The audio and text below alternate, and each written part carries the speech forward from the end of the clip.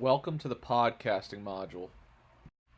A podcast, originally known as netcast, is an episodic series of digital audio or video files which a user can download and listen to. This definition was adapted from Wikipedia. There are different mobile apps available for people to use to subscribe and to listen to podcasts. Many of these apps allow users to download or stream them on demand. Podcast players allow listeners to skip around and control the playback speed of the podcast. Podcast files are in audio or video format. The podcast creator maintains a central list of the files on a server as a web feed that can be accessed through the internet. Listeners download a podcatcher to access a web feed, check it for updates, and downloads any new files in the series. This process can be automated to download new files automatically or pushed to them. Files are stored locally on the listener's device, ready to listen for offline use. Here are some distribution methods. For iOS, there's Apple Podcast app. For Android, there's Google Play Music, there's Spotify, Pocket Casts, Overcast, Stitcher, SoundCloud, or you can just go straight to the website.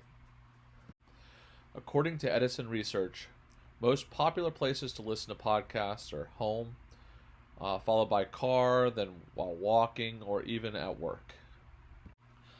Podcast is a combination of iPod and broadcast because when they first became popular, people listened to them on their iPods.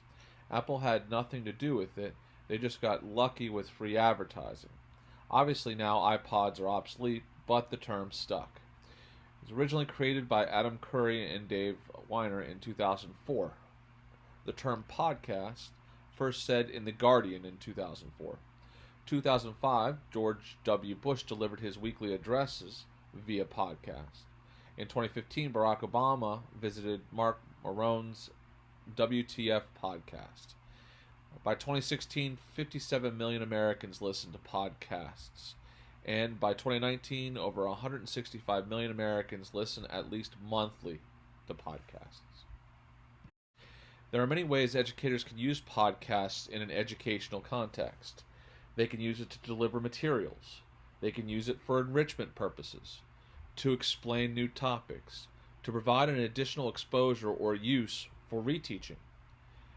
For a different type of engagement, as part of a flipped classroom format, and as a presentation of learning.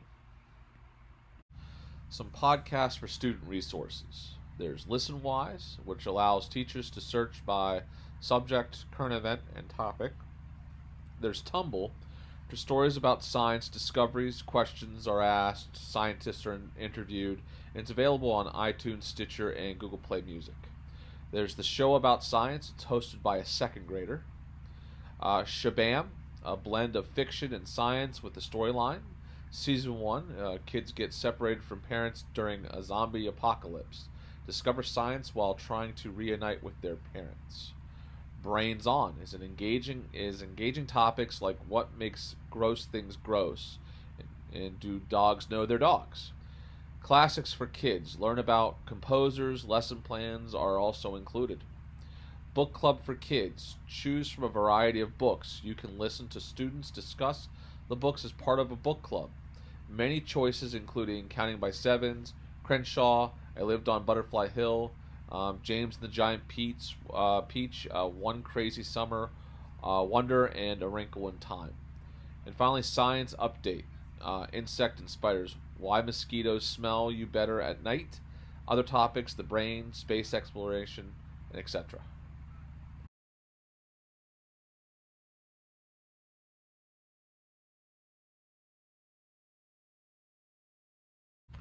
There are podcasts for teachers to help further their professional development needs, or give resources that can be used in the classroom, or even just give words of encouragement. There's TED Talks Education. There's Truth for Teachers, Cult of Pedagogy, Ed Surge Podcast, and the 10-Minute Teacher. The learning comes through the research process. The product is a podcast. A podcast can be used in place of writing a paper. Creating a podcast is like speech writing.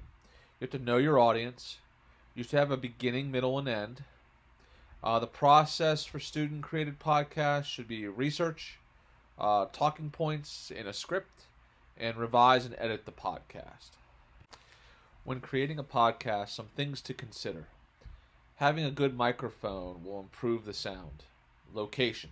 Schools have a lot of background noise, so try to find someplace quiet. Try to filter sound. A homemade recording studio, wooden boxes, and A-grade installation. Using music. Find a site with royalty-free music. You don't necessarily have to add music. As long as your voice is clear, it'll be fine. Some places for royalty-free music include Sounds Abound, royaltyfreemusic.com, and the Music Bakery. Some free tools for creating podcasts include Audacity, GarageBand for Mac computers, Podbean, and Anchor.fm. Playing a podcast is almost automatic on every digital device. You save it as an MP3 file, and you play through any program that accepts this file type. Some equipment needed for listening to podcasts include a computer, a smartphone or portable listening device, speakers or headphones, and a Bluetooth connection or cable for car listening. Some podcast format types include solo, where it's just one person talking, interview, where the host is interviewing a guest, multi-host, with more than one person chiming in, and also a video or a vodcast. Podcasts should sound like they are planned and flow. Make sure they are properly edited. A good podcast blends sound and music and talking fluidly. The length. Are you producing a podcast for kids? They tend to have a shorter attention span. Do you want an adult to be able to finish your podcast on their commute to work? Make sure that there's no unwanted noises in the background like dogs barking or doors closing. Mic techniques. Don't talk too close to the mic and also speak clearly. If your podcast quality is poor, it will distract from your content. When students create it, you can tie it directly to Common Core State standards, especially for speaking and listening skills. There's communication, incorporating writing across the curriculum. It helps to improve student involvement, and it's a meaningful exposure to digital technologies and authentic writing experiences. Some creation ideas include you could do interviews, history reenactments, skits and dramas, personal writing, book reviews, science observations, weekly broadcasts, or even field trips. Here are the general steps to publish a podcast. You plan it. You record it using software such as Audacity or GarageBand or other online options. You edit it. You can add music or sound effects if you like. You compress it to an MP3 file, and you upload it to a service like Podomatic or Buzzsprout or Podbean or even Anchor.fm. Vocaroo allows free voice recording and saves files as an MP3 file. You can then download the file.